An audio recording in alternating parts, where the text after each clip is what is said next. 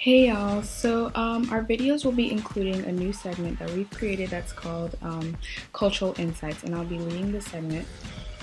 And basically, what this segment will be about is different insights from our international students about the different foods from where they're from, and just information about the cultural differences in their food versus ours. And I will be hosting this new segment, and I decided that what's a better way to debut a new segment other than talking about me. So, I'm actually from the Democratic Republic of Congo, and that's located in Central Africa. And so I'm actually from the southwestern region. I actually grew up in the capital city, which is from Kinshasa.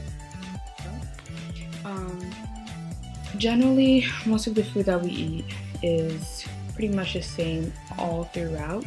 We share the same staples, so most of our staples are rice and manioc flour. So it's pretty much most of our foods are very much starch based as far as staples go. And some of our foods actually, they're not only like authentically Congolese. I would say that the Bantu people, which were the people that migrated from the north of Africa to sub-Saharan Africa. And so most of us as a people, we share the same foods, so some of those foods still remain the same. So that's why you'll find some, authentic Congolese foods found in countries like Nigeria or Ghana. But regionally, also, as time went on, some of the foods remained the same for those regions. Like jollof rice is common for the West, and Arab influences in the east of Africa brought in foods like chapati, which is it's like a tortilla that's eaten in the east, and that's mostly from Arabic influences that went to the east.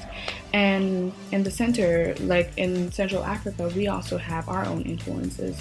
So specifically to Congo, I will be talking about some of my favorite foods that have to do with kind of the staples. So as I mentioned earlier, we're very starch based, and I mentioned manioc flour. And manioc flour, it's like maniocs are like yams, except I would say, yeah, they're very similar to yams, and so that flour is used for so the English word for it is pap. That's what a lot of Western Africans or Eastern African speaking countries say. So they call it pap. In one of the main Congolese languages, Lingala, it's called fufu, and in Swahili, it's called ugali, which is another very common African language. And so, what fufu is, it's just this flour created into like a kind of, the best way I can describe it, it's like kind of a cake, except it's savory and it's used for meals. It's not really a dessert, and it's not eaten alone. You eat it along with something else. It's kind of like rice. You accompany rice with something else. And I guess the best way I can compare it to something that, a dish that a lot of people may know is tamales, like Latin American tamales. So it's a starch-based food that's accompanied with something else.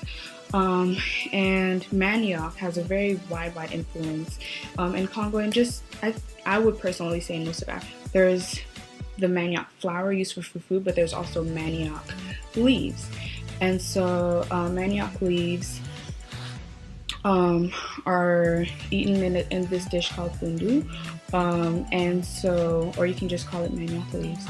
And so it's a dish that incorporates a lot of ingredients. Like in a lot of Congolese cuisine in general, there are many ingredients that go into dishes. So manioc,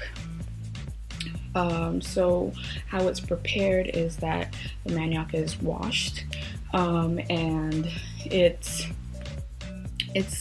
ground up into like very tiny pieces and chunks, and then after that, it's boiled for a little bit, and then you can add ingredients of your choice.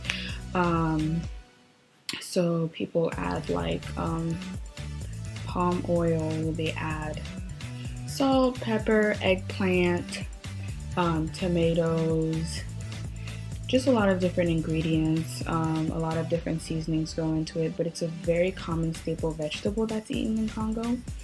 And so that's one of my favorite dishes.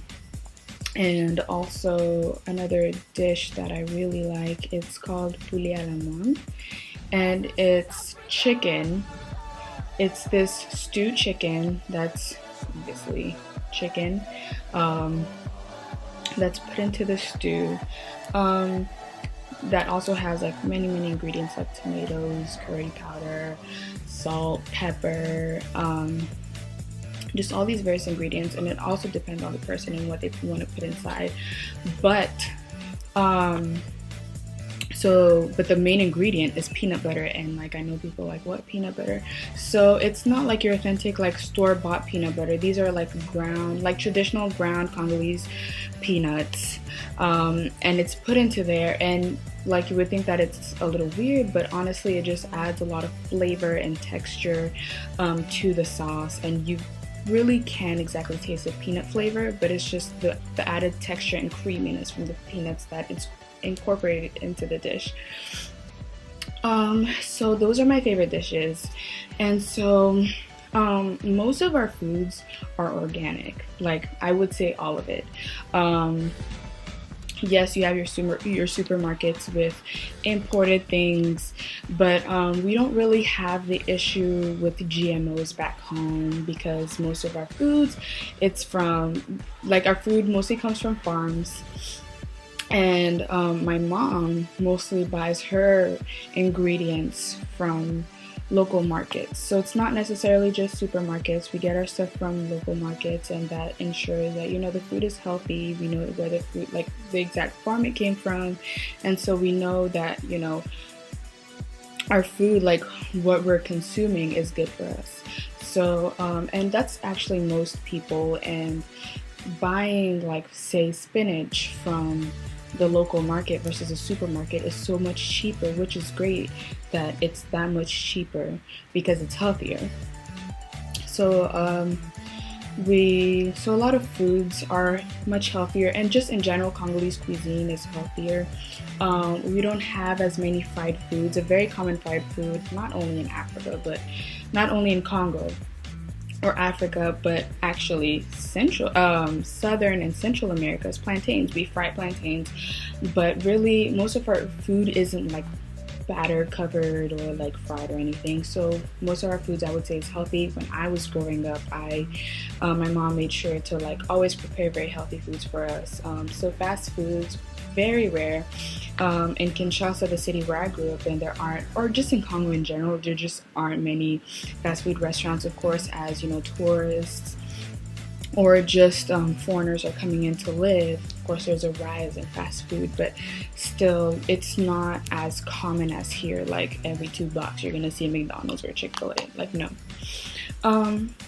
And yeah, so as far as being here, the places where sometimes, like, if we want to prepare more, you know, traditional foods here, we would go to the International Food Market, and that's where we get most of our ingredients. Honestly, in the food market, there's just foods from all over the world, and you know, you have your organic options. So yes, we get our manioc flour there, we get our manioc flour there, and or cassava flour. Manioc is also called cassava.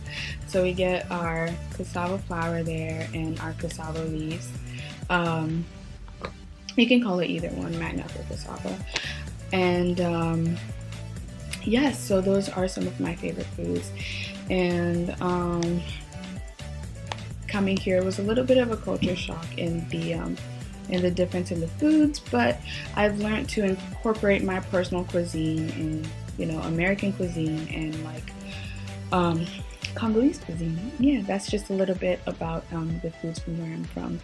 But like, as I said, in general, Africa as a whole, we share a lot of the same dishes, but also some of those dishes, you know, you have your general staples that flow throughout the continent, like rice and different flours and things like that. But regionally, you also have your, you know, different foods that vary by region and also by country. And also some of the same foods may be called different by different names, obviously because they're from different countries. And colonization has kind of played into like why different regions have different names for the same foods. And yes, thank you for watching. See you.